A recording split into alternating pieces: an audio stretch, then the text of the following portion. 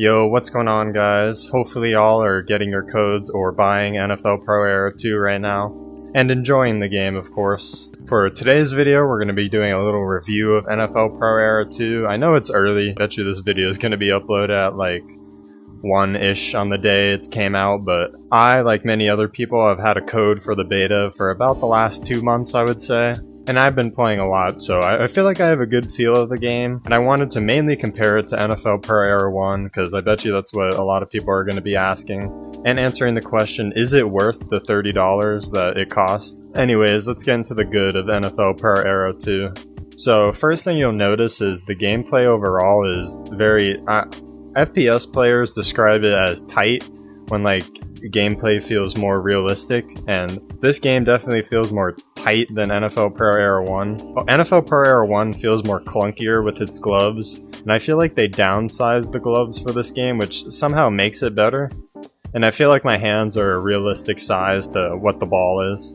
Another good thing that came to this game is what we've been asking for a while, is full field and multiplayer.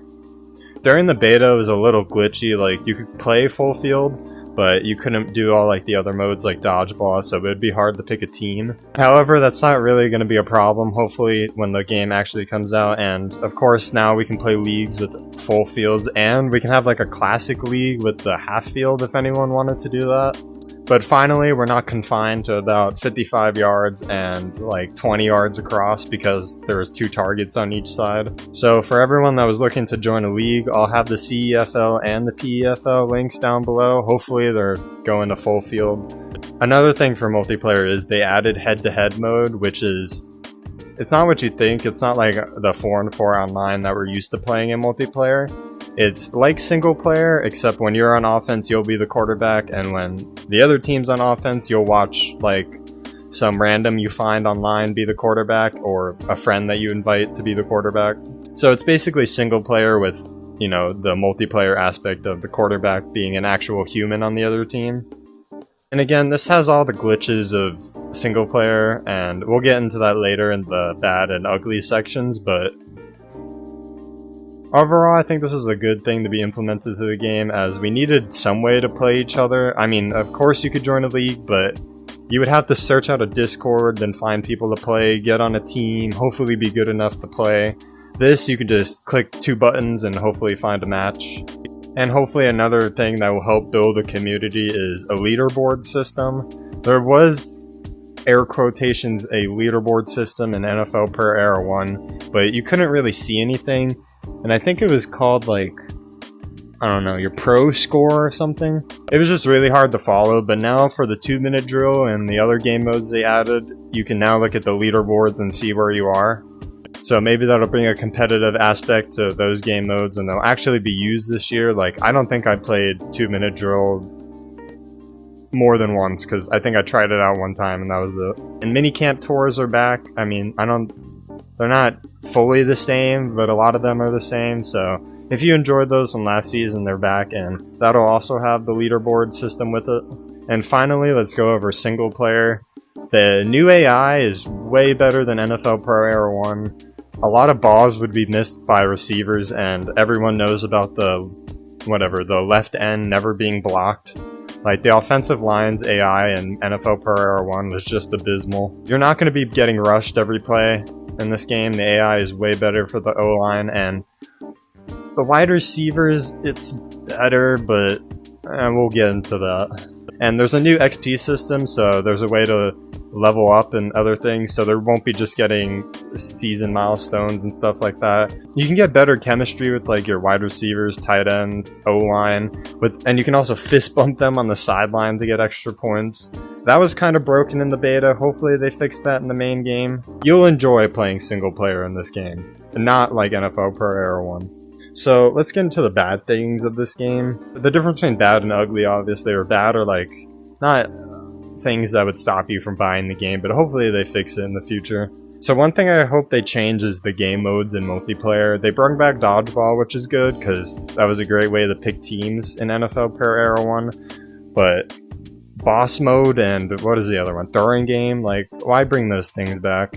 No one ever played those things. The only people that played boss mode and throwing game were little kids, so Hopefully they can change that. That's not too big of a deal. I mean, just don't play them. But it would be cool to have like another game mode to play against your friends online. And getting into what I said about the single player wide receivers is they still don't like go for the ball. Like I've had receivers tons of times just have the ball hit the top of their helmet, or it hit their, or they're not even go for the catch, they'll just watch it go by them. Wide receiver AI, they could really fix. I mean, it's kind of the same as last year. If they can fix the O-line like they did, I feel like they could improve the wide receiver AI, hopefully in the coming weeks. And of course, the dreaded ball hands are still in this game. We all played NFL Per Air 1 with the ball hands. This is one of the most complained about things, I would say. It was #1 on the beta complaints, which shouted out my video to it, so thank you to whoever did that. But yeah, ball hands is still in this game. You can still do ball hands 2.0 where you spawn in the ball, then put 2 hands on the side, then have magical powers from that. Sadly, ball hands is returning. I think it's something to do with the gameplay and like, I don't know, it's something to do with their hardware, and it's probably really hard to change. It really sucks because it's going to be a hindrance on like leagues and stuff. If you're in multiplayer leagues, you understand how annoying ball hands is. Now we get into the ugly things, like things that would stop you from buying the game. Like I said in the last video, hopefully they're not going down the Madden model, but this game feels extremely similar. Afraid they're going to follow the Madden model and come out with NFL Per Era 3 next year and have a different locker room, put a different coat of paint over everything, and call it new and sell it to you for, I don't know, whatever VR games are going to cost then, 60, 40 bucks. I don't know what it is about the NFL license, but it's a curse ever since like 2010. I don't know what happened. And that could be a huge concern, as you don't want to spend $30 on the same game every year. So if you're scared of that, I would maybe wait a week or so. If there are more than 5 updates by the end of the year, I would be optimistic. And like I said about the new coat of paint, it feels exactly like NFL Pro Era 1. Again, there's quality of life upgrades, but nothing really different. There's no game mode that makes it stand out. Head-to-head is buggy. Full field is nice, obviously, but that could have just been an update in NFL Pro Era 1. O-line AI could have been an update in NFL Pro Era 1. Fixing the locker room could have been an update. All of this stuff that's good could have been an update in NFL Pro Era 1. Again, hopefully they're going to stick with this game and add on to it. If there's updates in the next coming months, then I would be optimistic, as there was only one update in NFL Pro Era 1. And that update made the game worse somehow. And the final thing I want to talk about in the ugly section is there's still only quarterback mode. A lot of people will come back at you with, oh, but it's been advertised as a QB simulator. And well, 2MD was a QB simulator for a long time, and then eventually added a wide receiver mode, which I'll show you guys. Honestly, coming back to this game might bring my score down a little bit for NFL Pro Era 2, because not only can you catch the ball like a wide receiver, but watch this. You can bat the ball away. I can bat the ball away. Imagine what that would do for multiplayer. Alright, I'm having too much fun with this. But I believe this is just a limitation of the systems and, a limitation of the MetaQuest. It just takes a lot of processing power to add different modes, so I understand why they didn't do it yet. Hopefully they'll add that in the future. So, should you buy NFL Pro Era 2? If you're a fan of Pro Era 1 and a huge NFL fan, definitely buy Pro Era 2. Playing through a season and winning a Super Bowl is definitely worth the $30 if you're an NFL fan. If you're just buying this game to get into multiplayer, I would wait a week, maybe a month or so, as if there's no updates that come out, then I don't know, this game's going to be in a limbo for a while. Just a VR player looking for a new experience, hold off on this game.